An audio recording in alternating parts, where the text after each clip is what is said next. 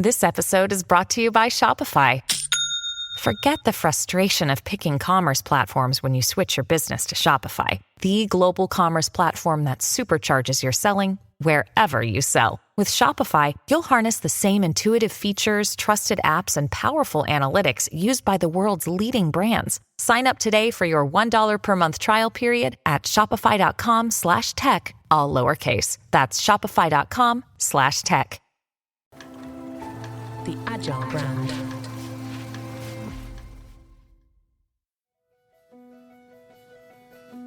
Welcome to Season 6 of the Agile brand, where we discuss marketing technology and customer experience trends, insights, and ideas with enterprise and technology platform leaders.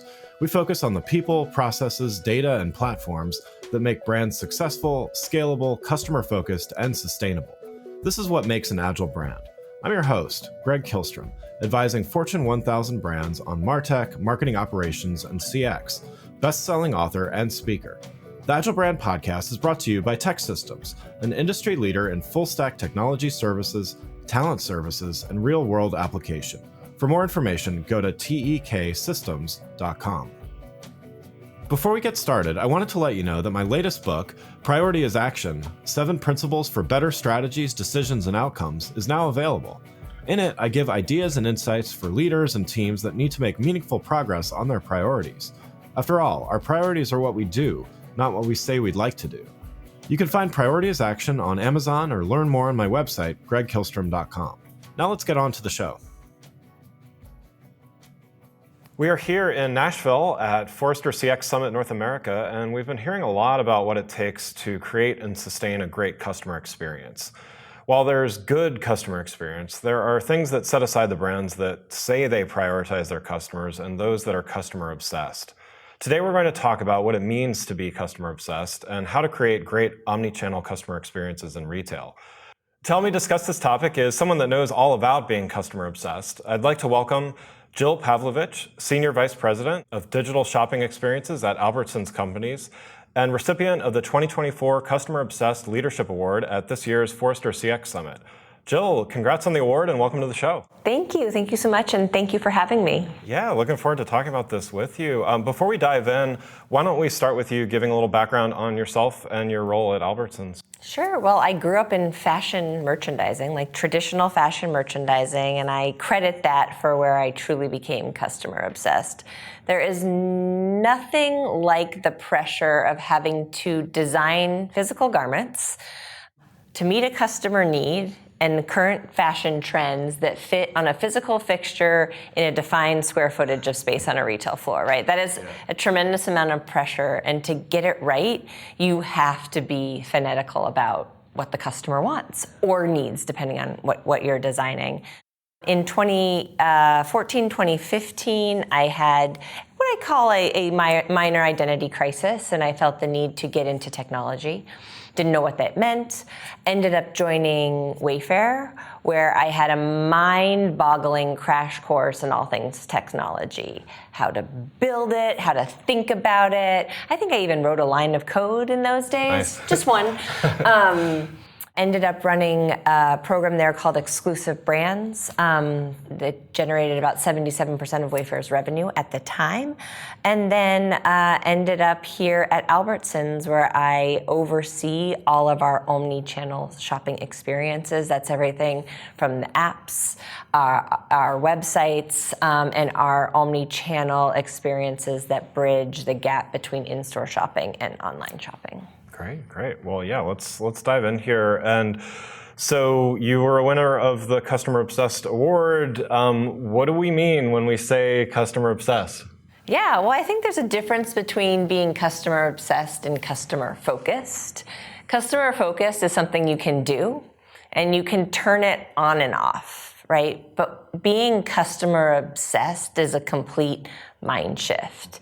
It's just an entirely different way of thinking. And once that mindset of being customer obsessed sets in, you think about problems differently and solving those problems differently. And you can't just turn it off. You can't pivot away from it. So I think that is truly what customer obsession is all about. So maybe as an example, what gets, a lot of this is about priorities, right? There's a million priorities, there's competing priorities. And no money. And yeah, there's always not enough, right, to work with, no matter how big the org. So what gets prioritized or deprioritized, as the case may be, when the customer is the focus? Yeah, when you're working for a customer-obsessed company, your prioritization mechanisms just naturally become different. It's not highest ROI. It's not largest incremental revenue driver. The first thing that comes up and bubbles up to the top are the death by 1,000 cuts, the little customer pain points that are eroding the experience, right? Because they're the things that are happening really frequently and ultimately end up having the biggest ROI in the long term when you fix them. But customer-obsessed organizations, their prioritization mechanisms allow those little things to bubble up because of the frequency in which they're happening, and that's what gets prioritized. Yeah. Where the customer's having the most pain in the current experience. So then, you mentioned a couple measurements that may perhaps even be distractions from that customer obsession. What should you be measuring? How do you look at measuring customer experience? Yeah, well, I think for every company, it's probably a little bit different. Yeah. At Albertsons Company, we measure in a very customer-backed way. Yes, we care about all the top-line business outcomes, of course, right? But the first thing we ask ourselves is how many customers? How frequently are they using it? When they are using it, what is their behavior before, during, and after? And where are we potentially losing them? A very common kind of in the digital world framework that we brought to life at Albertsons is the heartbeat framework, which really puts customer happiness at the center. So those of you who aren't familiar with the heartbeat framework, it stands for happiness, engagement, adoption, retention, and task success. Happiness is, how happy are your customers? What are your NPS ratings? What are your App Store ratings? What are the voice of the customer saying? Where do you have defects or where are you succeeding? Engagement. What are the customers doing with you? How long are they staying? What is their behavior before, during, and after engaging with you? Adoption, are you getting new customers? How are you attracting them? And then, of course, retention, do you attract them and do they stay? And how frequently are they coming back and to engage in your experience? And then task success, when they come, were they able to do what they came to do? Whether that was clip a coupon, whether that was find a product in the aisle locations, whether that was place an e-commerce order, how seamless was it for them to execute that? I'm excited to announce an exclusive offer that will enhance your listening experience of the Agile Brand with Greg Kihlstrom podcast. You can now listen to my show, The Agile Brand, completely ad-free on your favorite listening apps like Spotify and Apple for just $4.99 a month, giving you access to all the great conversations with top thought leaders in marketing technology, CX, and more without the ads. To learn more and sign up, follow the link in the show notes to listen to The Agile Brand completely ad-free. Check it out now.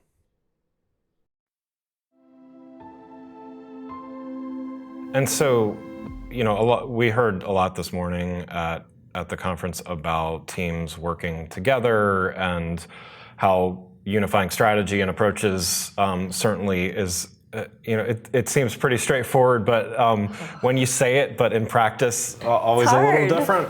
But what's your philosophy on the role of those individual contributors, though, within a team? Because you've got to keep teams aligned, you've got to keep each team aligned, but then you've also got to get each team member focused on the right thing. So how do you think about that?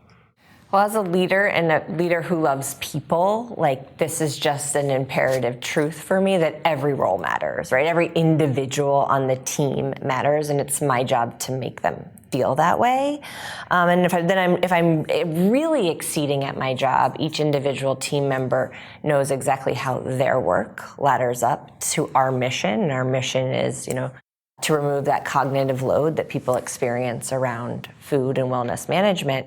And then as we execute on that mission and we celebrate in success, it's then my job to make sure that their individual contributions are recognized and are tied to that success, right? And that is my job and how I frame it and how I talk about it and how I talk about the various role that each team, each individual plays.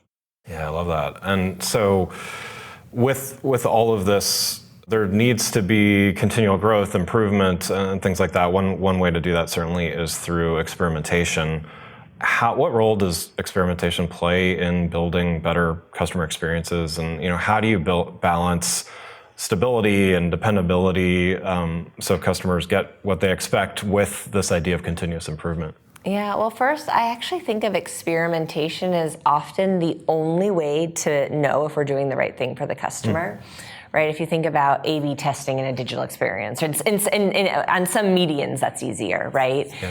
But we can easily tell through their interaction with the experience, through what they tell us about it, through their purchase behavior. Did they like it or not, right? Where did we get it wrong? And so I look at experimentation as a means to do better for the customers. And I don't think that stability and dependability are at odds or in conflict with continuous improvement, because even the things that are the most stable, like let's see, in my world, customer has to be able to search product, right? That has to evolve. Yeah. The customer needs are evolving. The customer expectations are evolving. So your dependability and stability is also reliant on you keeping up with your customer. Yeah, I love that way of framing it, because totally agree. Like, change is the constant, right? People say it a lot, but it's true. Just because it's a cliche doesn't mean it's untrue. Right? It doesn't mean it's untrue. It's a cliche for a reason, right? And customers are changing at a more rapid rate, and especially with their adoption of technology, the way they use it, the way they shop, the way even they think about food now. It's changing so quickly. Yeah, absolutely. So let's spend a little time talking about where things are headed. Certainly, we've been hearing a lot last couple of days from some of the Forrester leaders and others about this. I'd love to hear, as SVP of digital shopping and omnichannel shopping experiences, how do you work with partners within the company to deliver this omnichannel experience? Yeah, well, we come together around a common purpose. And the common purpose, our company's purpose, is to bring people together around the joys of food and inspire well-being. And that's actually what kind of kicked off our customer obsession across the company, and really where I was able to use it as a forcing mechanism for change the way that we worked, the way that we thought about customer problems. And so I think it's very harmonious, right? There's nothing that can happen in a silo. I can't do anything digitally that doesn't impact the front line, right? And that I don't need marketing to talk about. And so it's become quite natural to pull those levers across the team as we are thinking about new experiences, as merchandising thinking about new product, right? 1-800 digital team, 123 marketing team, right? We're all coming together all the time, because if we don't, it's a fractured experience or a broken experience for our customers and our associates. Yeah. So it's 2024, so I think we're required to talk about AI at least once on every episode. So let's talk about it. Where do you see things like generative or other types of AI playing a role in Albertsons, not only tomorrow, but are you using some of that today? Yeah, we are using it today, right? I think we have to. Yeah. I don't think anybody has a crystal ball, and I'm certainly no clairvoyant, but we know it's going somewhere, right? And so we better be in it, right, so that we can keep up with wherever the customer leads us. Today, we are, as a company, using AI, and specifically generative AI, across a few fronts. First, to improve associate happiness.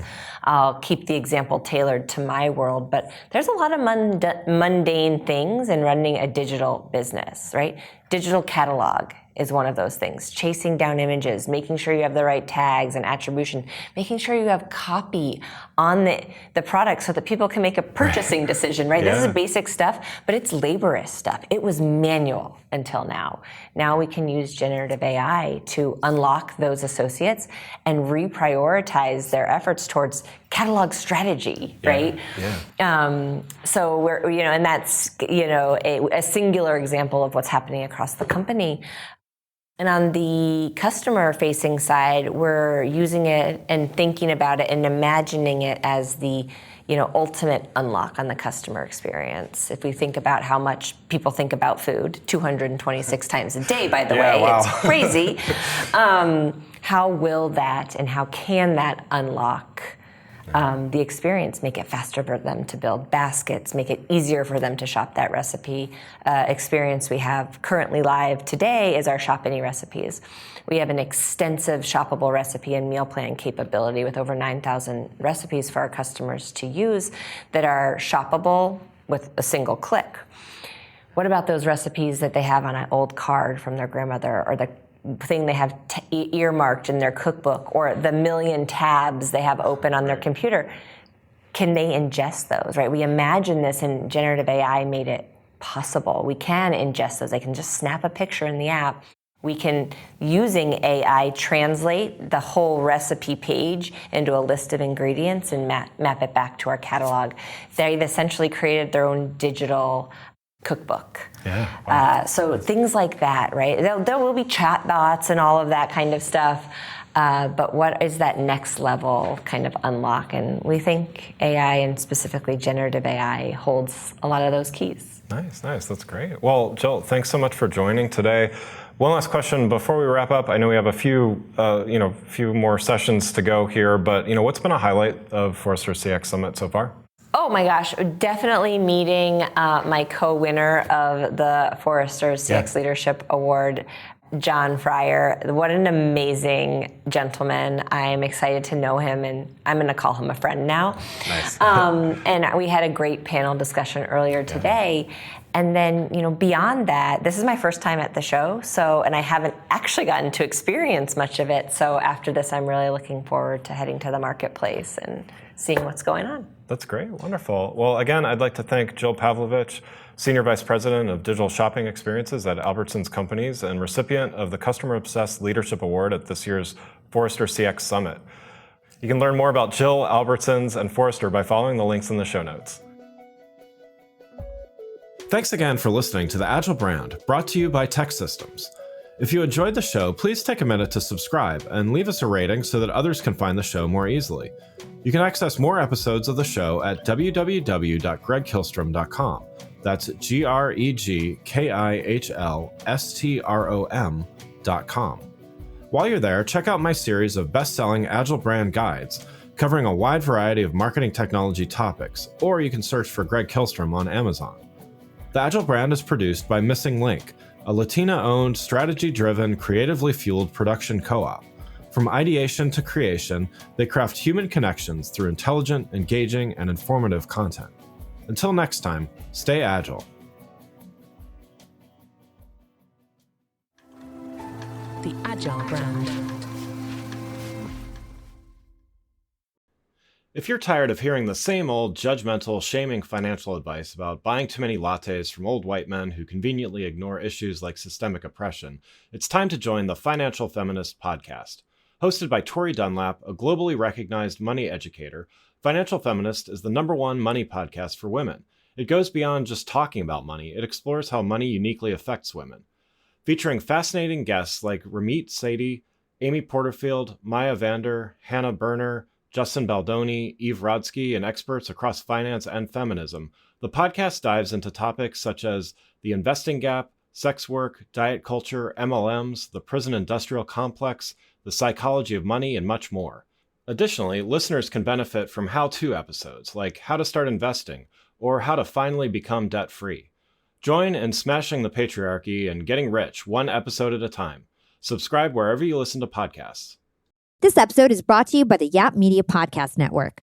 I'm Hala Taha, CEO of the award-winning digital media empire, Yap Media, and host of Yap Young and Profiting Podcast, a #1 entrepreneurship and self-improvement podcast where you can listen, learn, and profit.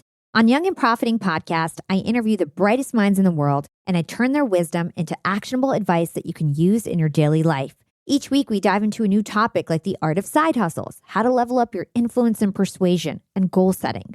I interview A-list guests on Young and Profiting. I've got the best guests, like the world's #1 negotiation expert, Chris Voss, Shark Damon John, serial entrepreneurs Alex and Layla Hermosi, and even movie stars like Matthew McConaughey. There's absolutely no fluff on my podcast, and that's on purpose. Every episode is jam-packed with advice that's going to push your life forward. I do my research, I get straight to the point, and I take things really seriously, which is why I'm known as the podcast princess and how I became one of the top podcasters in the world in less than 5 years. Young and Profiting Podcast is for all ages. Don't let the name fool you. It's an advanced show. As long as you want to learn and level up, you will be forever young. So join Podcast Royalty and subscribe to Young and Profiting Podcast, or YAP, like it's often called by my YAP fam, on Apple, Spotify, CastBox, or wherever you listen to your podcasts.